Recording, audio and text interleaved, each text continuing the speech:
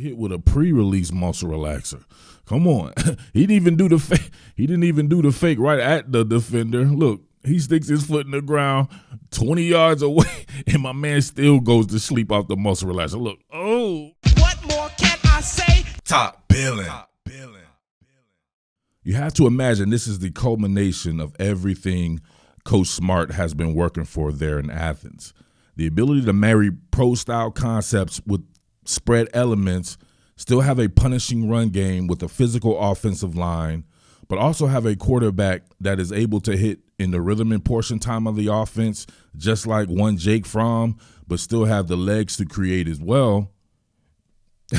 How are you going to stop that, especially when you marry that with a very opportunistic defense and a defense that is extremely fast and extremely physical as well?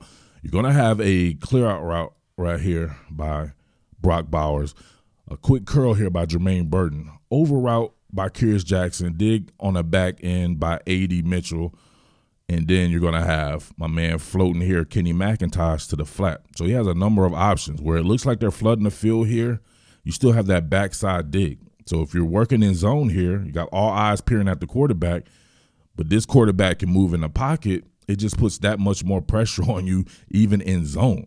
I mean, check this out. Of course, here we see the widening. We'll take a snapshot right here so you can see, obviously, it's zone. You get all eyes on the quarterback here. But with that being said, if you can't get home here and he's able to still create with his feet, the first option wasn't there, right? He wanted to go hit that quick curl. They're playing that pretty well with bracket coverage underneath and then somebody over the top of him. It doesn't matter. He's going to keep his eyes downfield and bang, look at the product placement.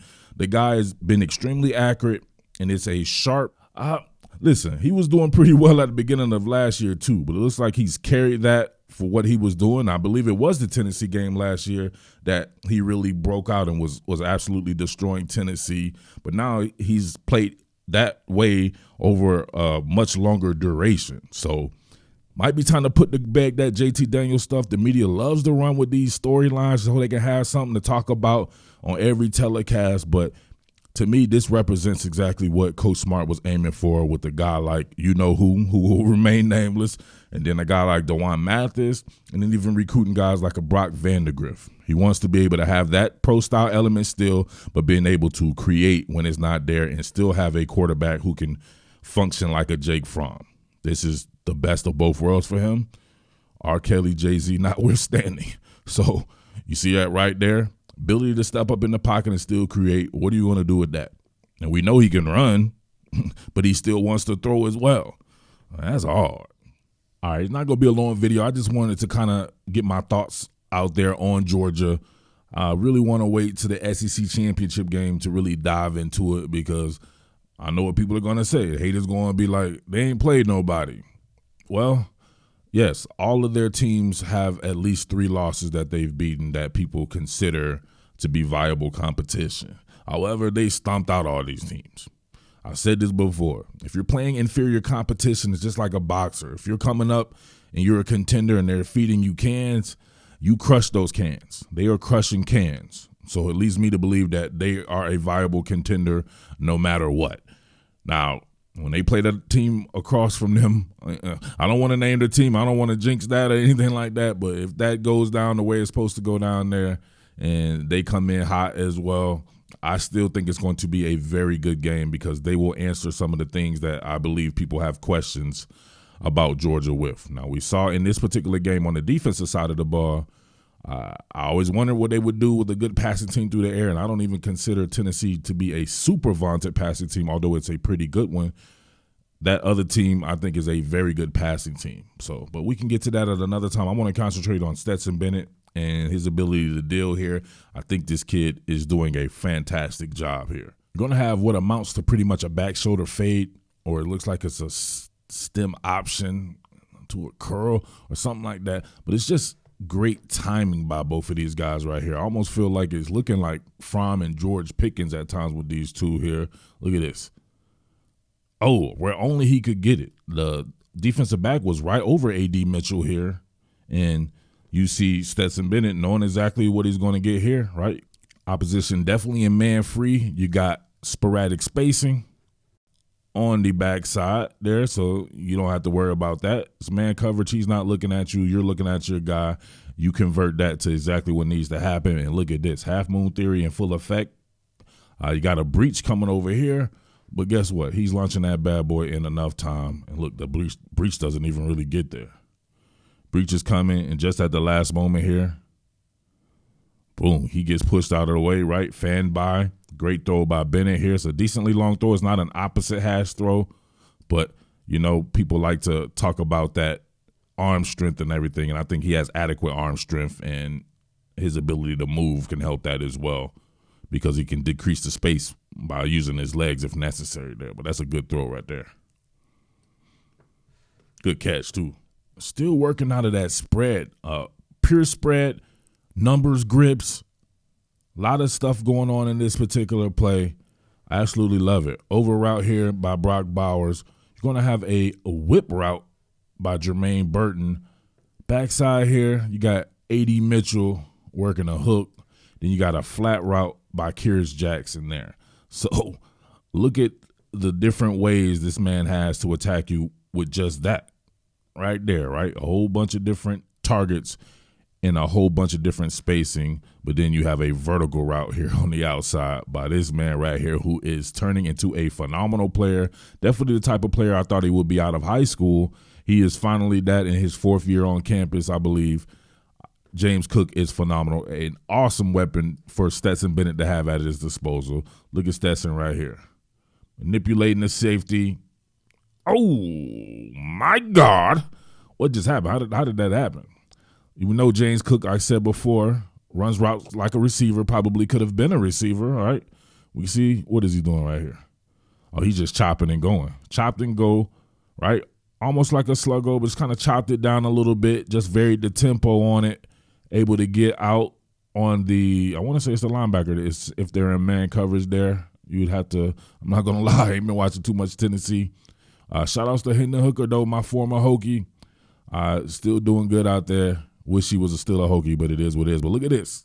Over the shoulder, Andrew Jones style catch there. James Cook all in it there. But you can see Stetson manipulating that single high. They are definitely in man free still here. So doesn't take much if you got somebody playing that center field to be able to get somebody isolated out there. And it just so happens to be James Cook.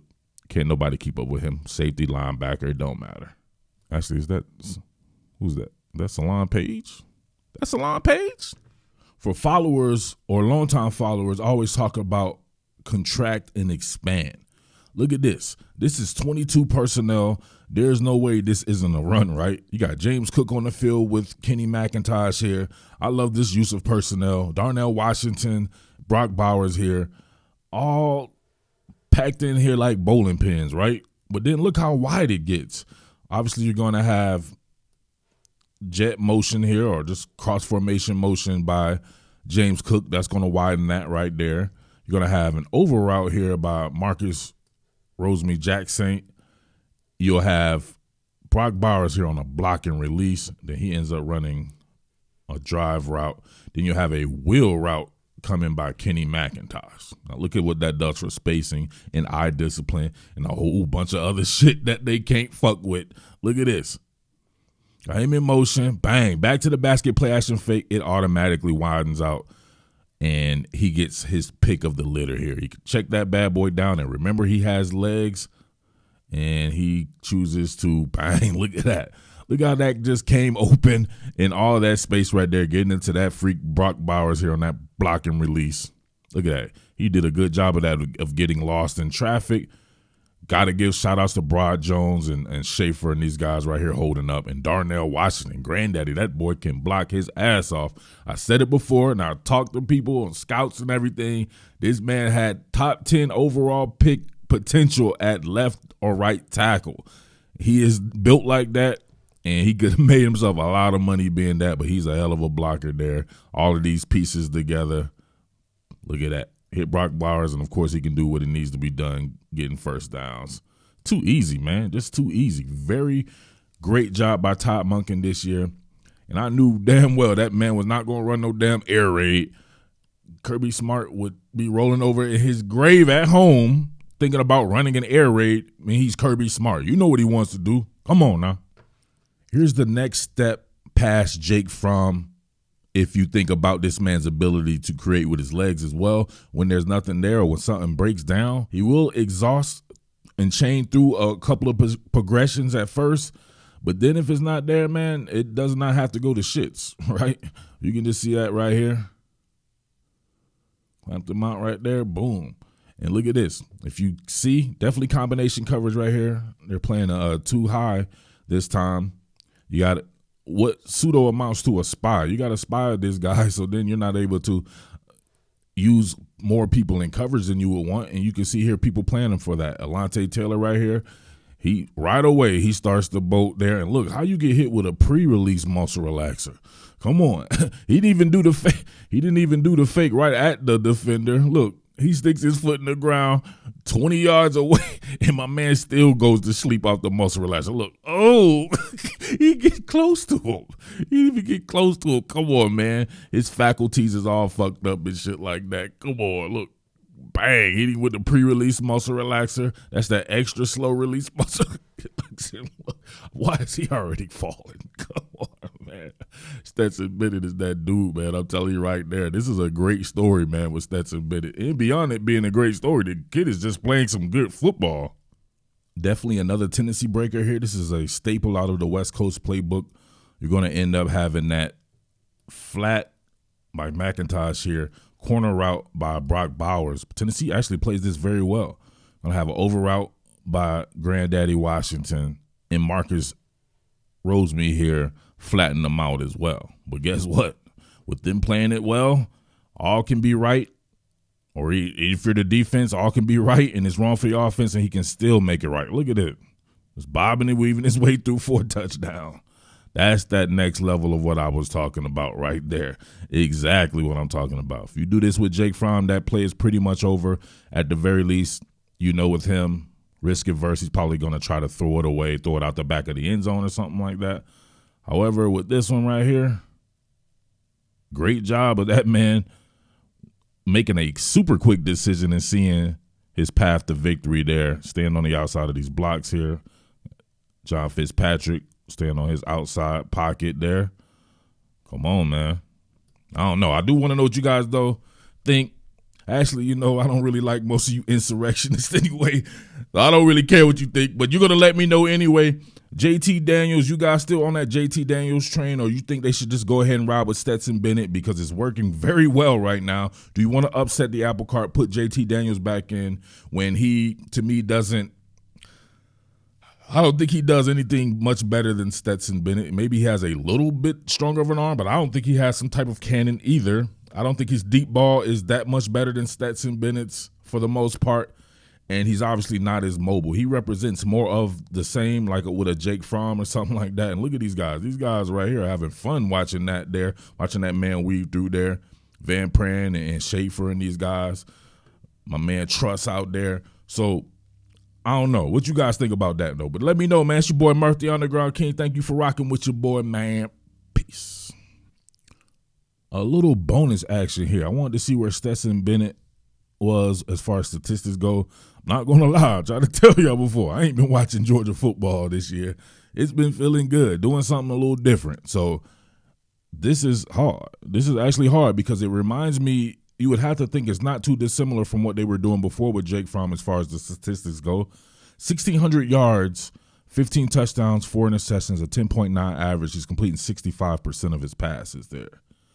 He's only been sacked 5 times. Wow. Would have to add that in, of course, with JT Daniels. Has 6 touchdowns, 3 interceptions, completing 74% of his passes there. So, roughly 2,200 yards or something like that.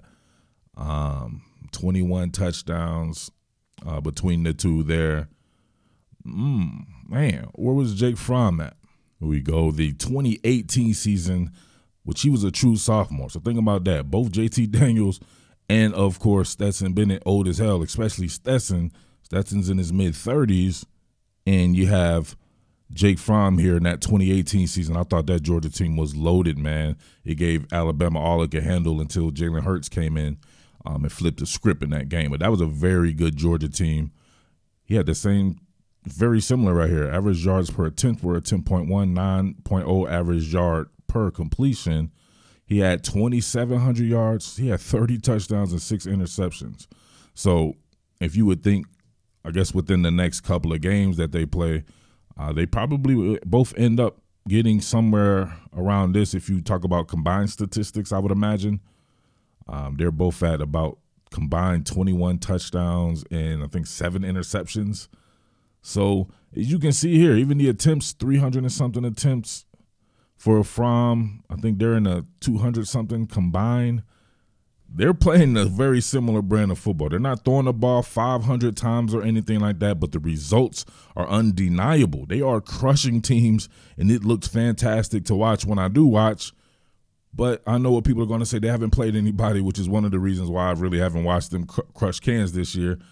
I cannot wait for the SEC championship game and beyond to see what they really have to offer. And I think they definitely have what it takes to go ahead and win it all. But it remains to be seen. Ain't nothing to it but to do it. Can't count your chickens before they hatch, right? Peace. Wait, hold on. I couldn't leave out this. My man Stetson Bennett over there looking strange in this picture. Why he look like if he was there, he'd be giggling and shit with a chick or something like that, right? Y'all remember when Madonna said she was messing with Michael Jackson? Allegedly. She said that she went to Michael's house and she thought about, she's like, I might throw him a little something, see how he reacts. Let me go and throw him a little booty. But she said when she would touch Mike, he would start giggling. He would start giggling and shit. He was like the Pillsbury Doughboy or some shit like that. So she said she got frustrated and left and shit. You could just hear the man giggling and shit when she was leaving all the way through in the driveway and shit like that. So that looked like he would giggle if somebody touched him, man. Come on, man. Hell of a football player, though. What more can I say? Top Billin.